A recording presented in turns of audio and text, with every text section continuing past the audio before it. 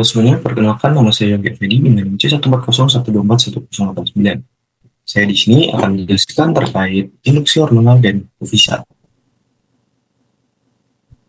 Nah, pertama kita harus mengenal terkait hormon. Nah, hormon itu sendiri yaitu senyawa kimia yang sebagai penyampai pesan di dalam tubuh produksi oleh kelenjar endokrin bertugas untuk mengatur dan mengendalikan aktivitas dalam tubuh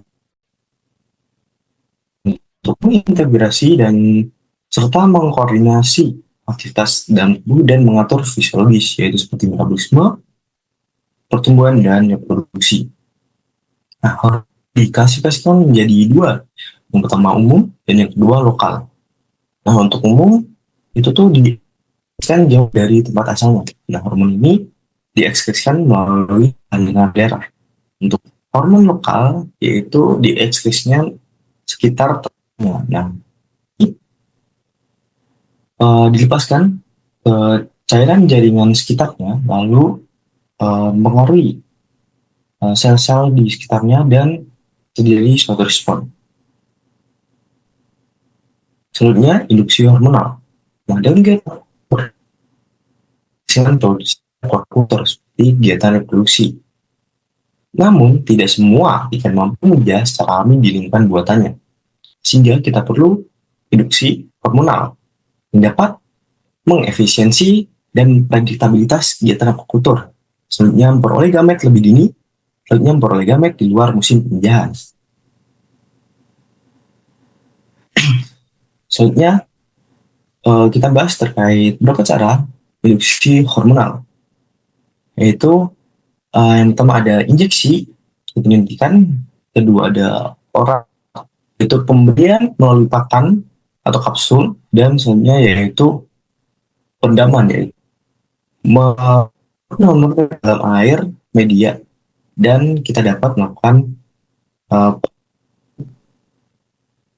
ikan untuk ikan tersebut dapat menyerap hormon-hormon di media air tersebut.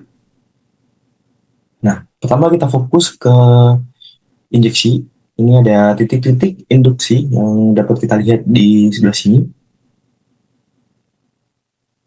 Nah, titik-titik induksi ini itu ada intramuskular dorsal, intrakranial, intravena, intraperitoneal, dan intramuskular caudal, serta intravena caudal.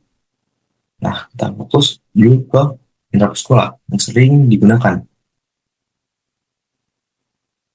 Untuk intramuskular ini, yaitu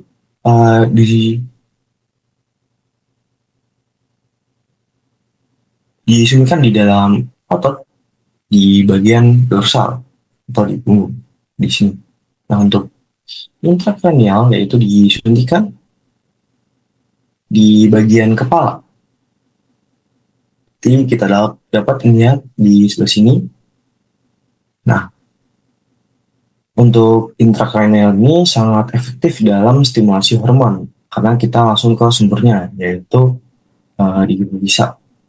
Nah, untuk intravena itu tuh disuntikan di pembuluh darah ikan. Nah, penyebaran ini paling cepat karena kita tahu uh, darah tuh menyebar ke seluruh tubuh. Nah, ini efektif untuk respon cepat, namun nggak cocok untuk semua jenis ikan. Gitu. Terus selanjutnya ada intramuskular, selanjutnya yaitu ada intraperitoneal, di mana disuntikan di rongga perut atau ventral dekat anus.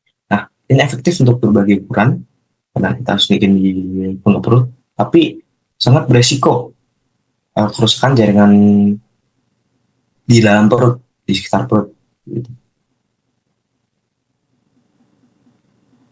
Selanjutnya, itu dosis hormon yang dapat kita berikan. Dan untuk contohnya yaitu ada ikan lele 0,5 mili per kilogram, terus ada ikan mas 0,6 mili per kilogram, terus ada ikan patin 0,7 mili per kilogram. Nah, untuk pengecarannya itu 1:3, satu prim atau hormon dan tiganya lautan fisiologis. Soalnya kita bahas terkait hipofisa. Nah, apa sih itu hipofisa? Yaitu pusat pengendali utama atau master gland, karena hormon spesifik yang diekspresikannya berfungsi untuk mengontrol aktivitas kelenjar endokrin lainnya di seluruh tubuh. Nah, ini saya kutip dari Laporte dan Van Kerckhove 2023. Nah, hipofisa ini terletak di bawah otak dan cirinya itu bentuknya bulat, kecil, berwarna putih, kemerahan atau kuning pucat. Sebenarnya dengan hipofisa itu ada tiga, yaitu homoplastik, heteroplastik, dan universal. Nah, untuk homoplastik itu sendiri yaitu spesies hipofisa yang didonorkan untuk spesies ikan yang sama dengan ikan resipiennya. Nah, untuk heteroplastik yaitu berasal dari spesies ikan yang berbeda dengan ikan resipiennya. Nah, untuk universal dari spesies ikan tertentu yang dapat digunakan multi spesies. Nah, untuk homoplastik contohnya itu emas ke emas. Nah, untuk heteroplastik yaitu salmon ke lele, dan untuk universal yaitu salmon ke beberapa jenis ikan lainnya. Selanjutnya yaitu cara pengembalian hipofisa. Kantongan kepala, terus pembelahan kepala, pembukaan tengkorak, lalu kita ambil hipofisanya. Nah, untuk menurut hipofisa, kita harus mengetahui perbandingan dari hipofisa yang akan diturunkan dengan resipiennya. Pertama, untuk perbandingannya itu 1:1,5. Untuk 1 itu berat badan dari ikan resipien, dan untuk 1,5 yaitu ikan pendonor. Dan ini adalah daftar pustaka yang saya gunakan pada penjelasan kali ini. Sekian, terima kasih dari saya. Wassalamualaikum warahmatullahi wabarakatuh.